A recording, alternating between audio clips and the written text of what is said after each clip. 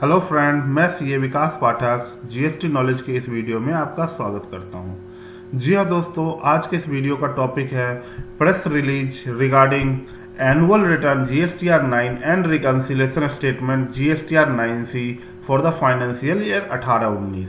जी हाँ दोस्तों, इस प्रेस रिलीज के थ्रू कुछ क्लैरिटी दी गई है जीएसटीआर 9 और 9C कैसे फाइल करें। जीएसटीआर 9 और 9C में एक प्रॉब्लम आ रही थी, ऑटो पॉपुलेटेड डाटा जो 18-19 की जीएसटीआर 9 में आ रही थी वो डाटा 17-18 से भी रिलेट कर रही थी। यानी कि जब आप 18-19 की रिटर्न फाइल कर रहे थे तो उसमें कुछ डाटा पिछले साल 17-18 का भी डाटा आ रहा था। तो इस कंफ्यूजन को दूर करने के लिए जीएसटीआर 9 में कौन सा डाटा लेंगे, इसके लिए ये प्रेस रिलीज दी गई है। तो पहले समझ लेते हैं दोस्तों क्या कंफ्यूजन थी, एक प्रैक्टिकल करके देख लेते हैं क्या कंफ्यूजन आ रही थी और उसका क्या क्लैरिटी लेके आए हैं। तो यहाँ पे देखते हैं कि कंफ्यूजन क्या थी। जब आप दोस्तों, आपको पता होगा, जब आप जीएसटीआर 9 फाइल करते हो तो आपको एक हर field auto populated data already fill किया होता है। तो इसमें जो टेबल 4, टेबल 5, टेबल 6 और टेबल 7, इसमें डाटा जो आती है वो ऑटो पॉपुलेटेड आती है। सपोज आपने सेल्स का डाटा टेबल 4 में आता है। टेबल 4 में सेल्स जिसपे टैक्स लगता है, टैक्सेबल सेल और इंक्लूडिंग रिवर्स चार्ज, और टेबल 5 में आता है टैक्स फ्री सेल। अगर आप सपोज कि आपका टर्नओवर 1 करोड़ रुपए है in the financial year 17-18, but आपने गलती से 30 लाख रुपए का एक इनवॉइस था, वो आपने गलती से जीएसटीआर 1 17-18 की फाइल करते समय मिस हो गई। आपने जीएसटीआर 1 फाइल कर दी 70 लाख रुपए का, आपको अप्रैल 2018 में पता चला और आपने अप्रैल 2018 के जीएसटीआर 1 में ये इनवॉइस एंटर कर दी 30 लाख रुपए की। जी हाँ दोस्तों, यहां तक कोई क्लैरिटी नहीं है, क्योंकि ये 17-18 का मैंने एक एग्जाम्पल लिया है कि आपने 30 लाख रुपए यहां पे जीएसटीआर 1 18-19 में आप जब फाइल कर रहे थे अप्रैल 2018 की, तो आपने यहां पे 30 लाख रुपए एंटर कर दिया 18 में। अब जो 18-19 का सपोज टर्नओवर आपका 5 करोड़ रुपए का है दोस्तों, तो अब जो ऑटो पॉपुलेटेड जीएसटीआर 9 आप देखोगे तो उसमें आपका 5 करोड़ 30 लाख दिखाई देगा।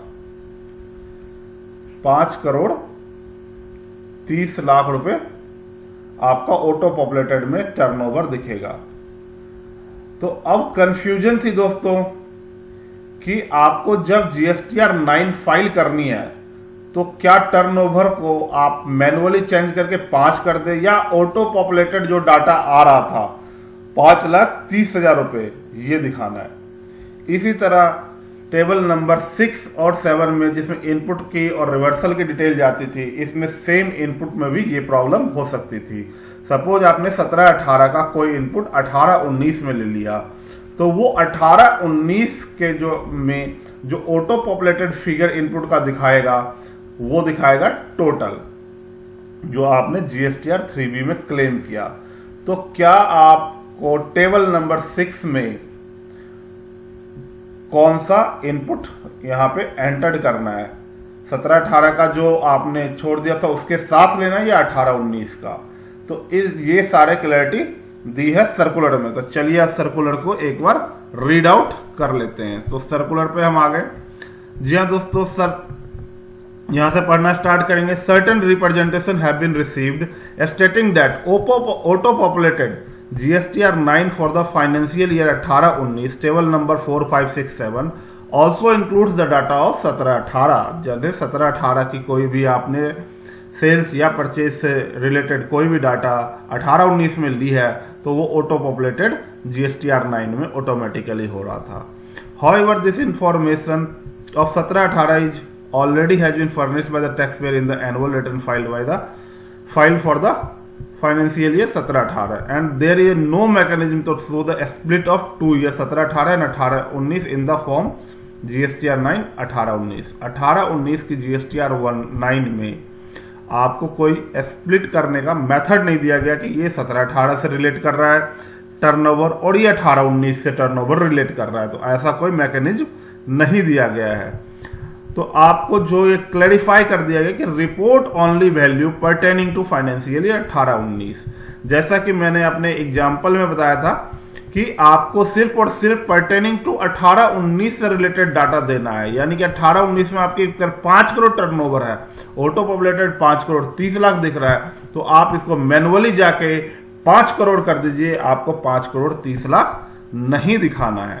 तो आपको एक पूरी क्लैरिटी दे गई है। जो भी ये टेबल नंबर 4, 5, 6 और 7 में अगर कोई भी डाटा 17-18 से रिलेटेड ऑटो पॉपुलेट कर दिया है तो आप उसको जाके चेंज करके उसको सिर्फ और सिर्फ 18-19 से रिलेटेड डाटा ही डालना है GSTR 9 में।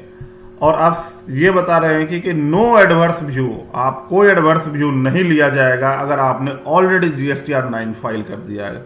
पहले तो ये क्लैरिफिकेशन बहुत ज्यादा लेट लाते हैं और फिर बताते हैं एडवर्स व्यू नहीं लेंगे, बट डिपार्टमेंट जाओगे ऑडिट करवाने तब पता चलता है कि उनको तो ये सर्कुलर पता ही नहीं है और वो अड़ जाते हैं कि नहीं जी आपका टर्नओवर ज्यादा है कम है, आपने गलत रिटर्न फाइल कर दिया है।